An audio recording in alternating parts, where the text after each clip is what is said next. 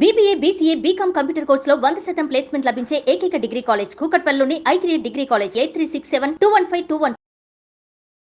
నమస్తే, మీరు చూస్తుంది సుమన్ టీవీ. నేను మీ కీర్తి. ఆంజనేయుల స్వామిని భవిష్యత్ బ్రహ్మ అంటారు. మే 22 హనుమత్ జయంతి.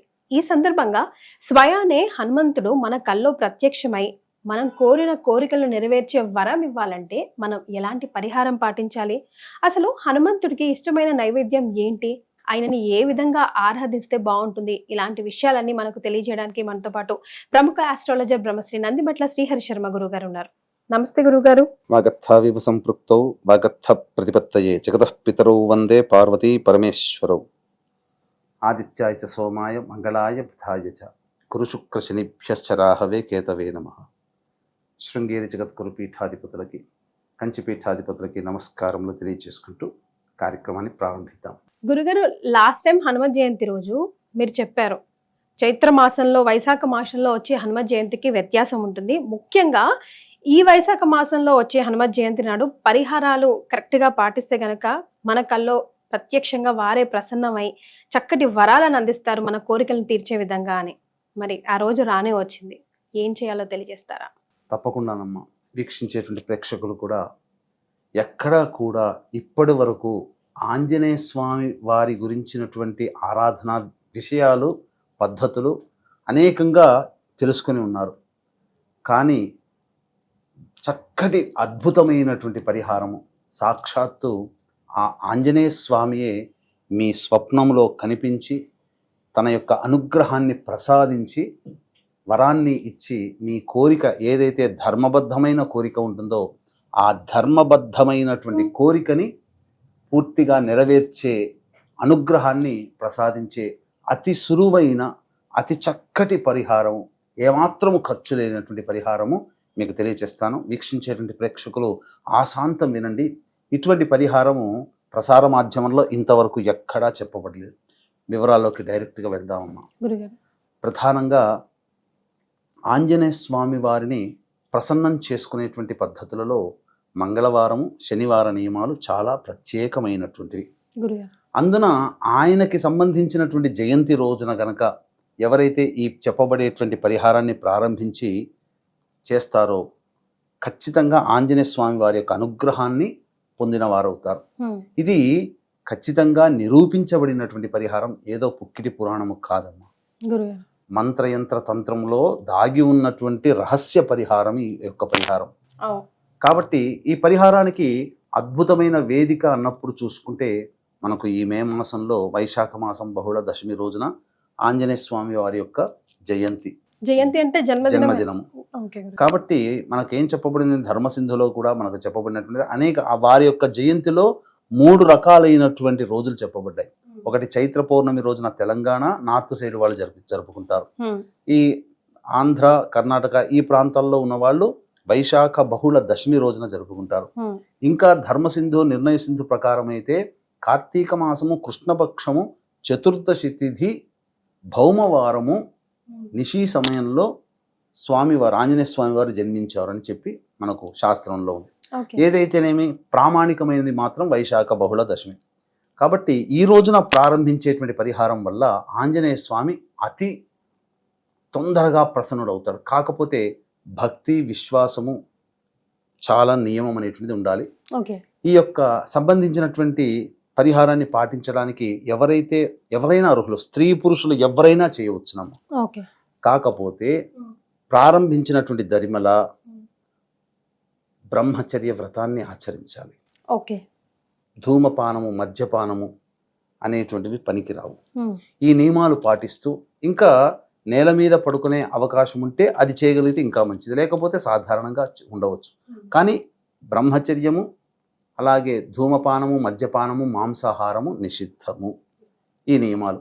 ఇక గురుగారు, మనకు జనరల్ గా ఆంజనేయ స్వామి అనగానే ఏదైనా భయం ఉన్నా, భూత ప్రేత పిశాచాలు భయం ఉన్నా, లేకపోతే ఎవరైనా ఏమైనా చేశారన్నా, లేదంటే ఏమైనా ప్రయాణాలు చేస్తున్నామన్నా, కొత్త వాహనాలు కొంటున్నామన్నా మనం ప్రథమంగా ఆయనని పూజిస్తూ ఉంటాం, ఆరాధిస్తూ ఉంటాం కదా.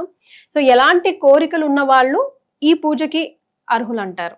ఏదైనా ఇంతకుముందు మొట్టమొదటి చెప్పాను, ధర్మబద్ధమైన కోరిక అంటే కొంతమందికి ఉద్యోగం కావాలని, అలాగే వివాహ సమస్యలు తీరాలని, అలాగే చాలా మటుకు ఇల్లు కట్టుకోవాలని కోరిక, ఏదైనా కానీ, ఎందుకంటే ఆయన భవిష్యత్ బ్రహ్మ, సాక్షాత్తు చిరంజీవి ఆయన, ఈనాటికి కూడా మన మొర ఆలకిస్తాడు అని చెప్పడానికి. ఎందుకంటే ఎక్కడో రాయిలో ఉన్నటువంటి దైవాన్నే మనం చూసి ఉన్నప్పుడు, ఆ దైవమే పలుకుతున్నప్పుడు, సాక్షాత్తు సశరీరముగా హిమాలయాల్లో గంధమాధన పర్వతంలో వేంచేసి ఉండి తరచూ అనునిత్యము శ్రీరామనామ జపం చేసుకుంటూ భవిష్యత్ బ్రహ్మ కోసం ఎదురు చూస్తున్నటువంటి ఆయన మన మొర ఆలకిస్తాడు అని చెప్పడంలో ఏమాత్రం సందేహం లేదు.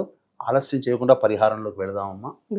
మే 22వ తారీఖు రోజున హనుమత్ జయంతి. ఈ రోజున పొద్దున్నే చక్కగా సూర్యోదయానికి లేచి కాలకృత్యాదులన్నీ తీర్చుకొని 5:40 కల్లా ఆంజనేయ స్వామి దేవాలయానికి చేరుకోవాలమ్మా. చేరుకున్న తర్వాత చేతిలో ఒక మినప గింజ తీసుకోవాలి. మొట్టమొదలు ఇంటి నుంచే తీసుకెళ్ళాలి. నమస్కారం చేసుకొని ఆ మినప గింజని తీసుకొని, దేవాలయాల్లో కొన్ని ఓపెన్ టాప్గా ఉంటాయి, కొన్ని మంచిగా చక్కగా నిర్మించి ఉంటాయి. కాబట్టి ఓపెన్ టాప్గా ఉండి మనకు స్వతంత్రంగా ఉన్న దేవాలయం అయితే చక్కగా ఆ ఆంజనేయ స్వామి తల మీద ఒక మినపగింజ పెట్టాలి. లేదు మనకు అవకాశం లేదంటే పాదాల దగ్గరైనా పెట్టాలి. పాదాల దగ్గర కూడా అవకాశం లేదు అనుకున్న వాళ్ళు ధ్వజస్తంభం దగ్గరనైనా కానీ, ఆ యొక్క వాహనం దగ్గరనైనా మినపగింజ లేదా ధ్వజస్తంభం దగ్గర మినపగింజ ఏమైనా సంకల్పం చెప్పుకోవాలా గురుగారు? చెప్పుకొని ఆ విధంగా ఒక మినపగింజ పెట్టి చక్కగా 11 ప్రదక్షిణలు ఓం హం హనుమతే నమః. హం ఆ కాదు, అం కాదు, హం. ఓం హం హనుమతే హంసలోని హం కాబట్టి ఓం హం హనుమతే నమః అంటూ 11 ప్రదక్షిణలు చేయాలి.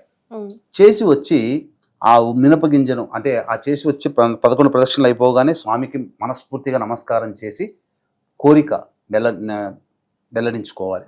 ఆ మినపగింజ తీసుకొని అతి జాగ్రత్తగా పవిత్రముగా ఒక టిన్లో పెట్టాలి. 2వ రోజు 2 మినపగింజలు పెట్టాలి. 11 ప్రదక్షిణలు చేయాలి. మళ్ళీ కోరిక స్వామికి విన్నవించుకోవాలి మనసులోనే. మళ్ళీ అలాగే ఆ 2 మినపగింజలు తీసుకొని ఆ డబ్బాలో వేసుకోవాలి. ఇలా ఇది అయిపోయిన తర్వాత ఇలా మొత్తము 11 రోజులు 41 రోజులు చేయాలి. అయితే ఏమవుతుంది, 41 రోజులకి 41 గింజలు తయారవుతాయి. అవుతాయి కదా. అప్పుడు మళ్ళీ 41 రోజున మళ్ళీ ఒకటి తగ్గించుకుంటూ రావాలి. అప్పుడు 40 పెట్టాలి, తర్వాత 39, తర్వాత 38, 37, 36 అలా తగ్గించుకుంటూ వచ్చి లాస్ట్కు 1, అంటే మొత్తం 81 రోజుల పాటు ఈ విధంగా చెయ్యాలి. ఖచ్చితంగానమ్మా 81వ రోజు అయిపోగానే రాత్రి స్వప్నంలో ఆ ఆంజనేయ స్వామి ప్రత్యక్షమై మనకు ఆ స్వప్నంలో మనకు ఆయన అనుగ్రహాన్ని ప్రసాదించి ఆ కోరిక నెరవేర్చే విధానం మనకు కలుగుతుందమ్మా. ఇది ఏమాత్రం సందేహం లేదు. దీంట్లో ఏమన్నా ఖర్చు ఉందా? ఏమీ లేదు. మనకి సంకల్పం బలం చాలా గట్టిగా ఉండాలి. ఆ 81 రోజులు అయిన తర్వాత ఆ 81 మినపగింజలు అవుతాయి కదా, ఆ మినపగింజలని అప్పుడు ఆ పారుతున్న నదిలో కానీ, చెరువులో కానీ, నీటిలో కానీ, బావిలో కానీ, ఏవీ లేకపోతే కనీసం ఎవరు తొక్కని ప్రదేశంలో ఆ మినపగింజలు వేసి రావాలి. ఈ విధంగా చేస్తే ఖచ్చితంగా దొరుకుతుంది. అంతేకాకుండా స్వామివారికి చాలా విశిష్టమైన రోజు కదా, ఆ రోజున విశిష్టమైనటువంటి నైవేద్యములు సమర్పించాలి, విశిష్టమైనటువంటి పూలతో ఆరాధన చేయాలి. జనరల్ గా సింధూర్ వారికి చాలా ఇష్టం, కానీ నైవేద్యం గురించి మనం ఎప్పుడు ఎక్కడ మాట్లాడుకోవాలి. అందుకనే దీన్ని దృష్టిలో పెట్టుకునే ఈ యొక్క హనుమత్ జయంతి రోజున మనకు ఏ సంబంధించినటువంటి ఈ హైవేలో చూస్తే ప్రతి రాష్ట్రంలో కూడా హనుమంతుడి విగ్రహం కనబడుతుంది. ఎందుకనంటే వాహన ప్రమాదాలు జరగకుండా హనుమంతుడు కాపాడుతాడు. అందుకే వాహన హైవేలో ఇలా ఉంటాడు. ఆయన నమస్కారం చేసుకుంటే ఆయన అనుగ్రహం వల్ల వాహన ప్రమాదాలు జరగవు. అందుకనే ప్రతి వాళ్ళు కొత్తగా బండి కొన్న తర్వాత సెకండ్ హ్యాండ్ అయినా ఫస్ట్ హ్యాండ్ అయినా హనుమంతుడి దేవాలయానికి తీసుకెళ్లి పూజ చేయిస్తారు. ఇంకెక్కడ చేయించరు, 100కి 80% మంది. అందుకనే దీన్ని దృష్టిలో పెట్టుకుని జాతకరీత్యా వివిధ సమస్యలు, హనుమంతుడి వల్ల ఈ పని సాధ్యం కాదు అన్నటువంటి లేదు, అన్ని రకాలైనటువంటి పనులని సుసాధ్యం చేస్తాడు. కాబట్టి అటువంటి కార్యం, మనసులో తలచినటువంటి కార్యము సంకల్పం నెరవేరడం కోసం జాతకరీత్యా ఉన్నటువంటి అన్ని సమస్యల నివారణకి ఈ హనుమంతుడి యొక్క అనగా మన్యు సూక్త మూలమంత్ర హోమము, మరియు ఇప్పుడు శని మారాడు కాబట్టి గురువు రాహు కేతు గ్రహాలు కూడా మారాడు కాబట్టి జాతకరీత్యా మీన మేష మిథున కర్కాటక సింహ కన్య వృశ్చిక ధనస్సు కుంభ రాశుల్లో జన్మించినటువంటి వారికి శని దోష నివారణ, మిగతా గ్రహాలు మారినందువల్ల అనేక మందికి ఇప్పుడు కాలసర్ప దోషం నడుస్తుంది. కాబట్టి చాలా మందికి ఎన్నో రకాలుగా సమస్యలు ఉంటాయి. కాబట్టి ఆ సమస్యల నివారణకి సర్వదోష నివారణ పూజలు హోమాలు జరిపించి శక్తిపాతము చేయబడినటువంటి ఈ శంకరుంగలి మాలని వాళ్ళకి ఇవ్వడం జరుగుతుంది. పూజలో పాల్గొన్న వాళ్ళకి మాత్రమే ఈ మాల ఇవ్వడం జరుగుతుంది. మాల కోసం పూజ చేయట్లేదు. పూజలో పాల్గొన్న వాళ్ళకి ఈ శక్తిపాతం చేయబడినటువంటి శంకరుంగలి మాలని వారి ఎవరైతే యజమానులు నమోదు చేసుకుంటారో వారికి అందించడం జరుగుతుంది. ఇక విశేషమైనటువంటి నైవేద్యాలు అలాగే విశేషమైనటువంటి పుష్పాలతో కనుక ఆ స్వామిని ఆరాధిస్తే చాలా ప్రసన్నుడవుతాడని చెప్తారు. ఏంటా నైవేద్యం గురుగారు? చాలా ఉన్నాయి. అందరికీ తెలిసిందే వడమాల మొట్టమొదటిది. ఈ వడమాల చాలా ప్రత్యేకమైనటువంటిది. అంటే కరకరలాడేంతగా వేయించాలట. మనం తినే వడలైతే మెత్తగా ఉంటాయి, కానీ కరకరలాడేంతగా వేయించి ఆ స్వామికి వడమాల, ఎవరి శక్తి కొలది అంత వడమాల సమర్పించుకోవడం ఒకటి. తర్వాత అమ్మవారిని వెతుక్కునే సమయంలో బెల్లాన్ని తీసుకుని వెళ్ళాడట. వెళ్ళి శనక్కాయలు ఉన్నటువంటి తోటలో ప్రవేశించి శనగ్గింజలు తిని బెల్లాన్ని తిన్నాడట. అందుకని ఆయనకి శనగలతో చేసినటువంటి లడ్డూలని, బెల్లము శనగలతో చేసినటువంటి లడ్డూలు కానీ, అలాగే నలుపు రంగులో వేయిస్తారు కదా శనగ్గింజలు, బఠానీలు ఉంటాయి, శనగల్ని, వేరుశనగ కాకుండా మామూలు శనగలు నల్లగా అవుతాయి. అటువంటి శనగల్ని బెల్లాన్ని కలిపి ముద్దగా చేసి నైవేద్యంగా పెట్టడం, అటువంటి ఉండల్ని నైవేద్యంగా పెడితే మహాప్రీతికరుడవుతాడట ఆంజనేయ స్వామి. అంతేకాకుండా కేసరి కూడా పెడతారు. అలాగే డ్రై ఫ్రూట్స్, 5 రకాల డ్రై ఫ్రూట్స్, జీడిపప్పు, బాదాము, కేసరి, ఇలాంటివి 5 రకాల డ్రై ఫ్రూట్స్ కూడా నైవేద్యంగా పెడతారు. ఇటువంటి అంతేకాకుండా కుంకుమ పువ్వు చాలా ఇష్టమట ఆయనకి.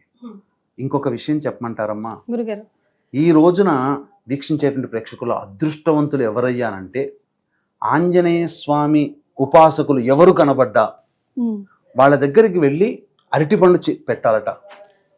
దేవాలయంలో అర్చకులకైనా, లేదా హనుమంతుని బాగా నమ్ముతారు కదా కొంతమంది చుట్టుపక్కల ఉంటుంటారు, కేవలం బ్రాహ్మణనే కాదు, మన ఇంటి చుట్టుపక్కల ఆంజనేయ స్వామి అంటే వీరాభిమానులు ఉంటారు కొంతమంది. అటువంటి వాళ్ళకి ఒక డజను అరటిపండ్లు ఇచ్చేస్తే సరిపోతుంది. ఇచ్చిన తర్వాత ఆ భక్తులలో ఎవరైనా కానీ అరటిపండులో ఒక్క అరటిపండు తిన్నా ఆంజనేయ స్వామి తిన్నట్టే లెక్క. దానివల్ల విశేషమైనటువంటి ఆంజనేయ స్వామి అనుగ్రహం కలుగుతుంది. అందుకనే ఈ హనుమత్ జయంతి రోజున ఆంజనేయ స్వామికి దేవాలయానికి వెళ్ళినప్పుడు ఖచ్చితంగా ఆ అరటి పండ్లు ఉండాల్సిందే. ఖచ్చితంగా ఆ అరటి పండ్లు, మీరు శక్తి ఉందనుకోండి, ఒక గెల తీసుకొని వెళ్ళి అందరికీ ఆంజనేయ స్వామి దేవాలయంలో వచ్చి అందరి భక్తులకి పంచని. ఎవరు వస్తారో, ఏ రూపంలో ఆంజనేయ స్వామి వస్తాడో, అందులో వచ్చినటువంటి భక్తుల్లో ఎవరు మహాభక్తులు ఉండవచ్చు, వాళ్ళు కొద్దిగా తిన్నా చాలమ్మా, వాళ్ళ కోరిక నెరవేరుతుంది. ఇక సంతోషం. మన కంటి ముందరగా అరటిపండు తిన్నారంటే ఇక మనం వెనక్కి తిరిగి చూడకుండా ఇంటికి వచ్చేయచ్చు, మనకు సంకల్పం నెరవేరుతుంది అని చెప్పొచ్చు. అంతటిది. కాబట్టి ఈ స్వామికి ఇటువంటిది. తర్వాత తమలపాకులతో పూజ అర్చన చాలా ఇష్టం. అలాగే ఇలాచి లవంగాల మాల వేసిన చాలా ఇష్టం. ఇంకా ముఖ్యంగా స్వామివారికి సంబంధించినటువంటి అర్చనలో మల్లెపూలు అంటే మహాప్రీతికరం అట ఆయనకి. మల్లెపూలు అంటే చాలా ప్రీతికరం. కాబట్టి ఆ మల్లెపూలతో అర్చన, చెమేలి అంటుంటారు కదా, 5 రెక్కలతో ఉన్నటువంటి పుష్పము, ఆ చెమేలి పుష్పాలంటే దొరుకుతాయి. కాబట్టి మల్లెపూలతో కూడా అర్చన చేసిన ఆంజనేయ స్వామి చాలా ప్రీతికరుడు అవుతాడట. ఆ రోజంతా ఉపవాస నియమాన్ని పాటిస్తూ చక్కగా ఈ నియమాన్ని చేసినట్లయితే చాలా బాగుంటుంది. ఖచ్చితంగా హనుమంతుడి యొక్క అనుగ్రహం కలుగుతుంది. ఈ చెప్పబడినటువంటి పరిహారంలో పెద్ద ఖర్చు అయ్యేటువంటిది ఏమీ లేదు. ఇంకొకటి కూడా ఉందమ్మా, హనుమత్ కవచం అని ఒకటి ఉంటుంది. ఎవరైతే ఆ ఆంజనేయ స్వామి దేవాలయంలో హనుమత్ కవచాన్ని 25,000 సార్లు జపం గనక చేస్తే అణిమాద్యచ్చ సిద్ధులు, తరువాత గాలిలో నడవగలిగే శక్తి కలుగుతుంది. అది భక్తిపూర్వకంగా చేయాలి. ఈ నియమాలు ఇటువంటివి ఆ ఆంజనేయ స్వామి జయంతి అయినటువంటి మే 22వ తారీఖు రోజున చేయాలి.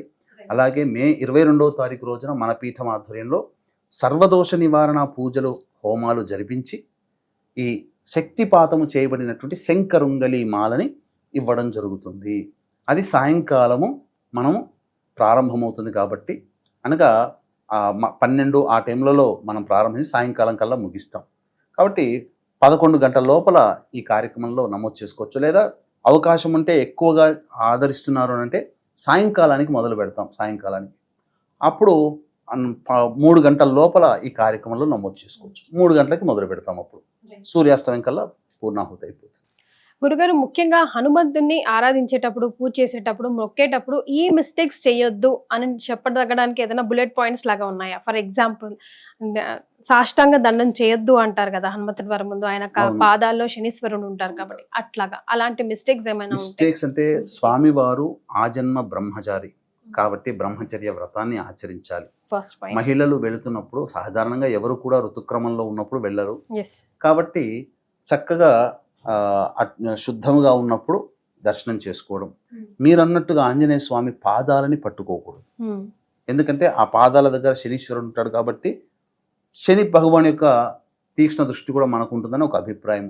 ఈ విధంగా కొన్ని నియమాలు పాటిస్తూ మద్యపానం, ధూమపానం అనేటువంటివి చేయకుండా ఉండాలి. ముఖ్యంగా ఇనుప వస్తువులు ఆ రోజు కొనకూడదు. స్టీలు సంబంధమైనటువంటి ఇనుప వస్తువులు, బ్లేడ్లు ఇట్లాంటివి కొనకుండా ఉంటే సరిపోతుంది. ముఖ్యంగా ఒంటె గనక ఎక్కడైనా దొరికినా ఒంటెకి ఏదైనా తినే పదార్థాలు పెట్టండి. చాలా విశేషం. రైట్. సో ఎన్నో తెలియని విషయాలు మాకు ఈ వీడియో ద్వారా హనుమత్ జయంతికి సంబంధించి తెలియజేశారు గురుగారు. చాలా సంతోషం అండి. ధన్యవాదాలు. సర్వం శ్రీ ఉమామహేశ్వర పరబ్రహ్మార్పణమస్తు.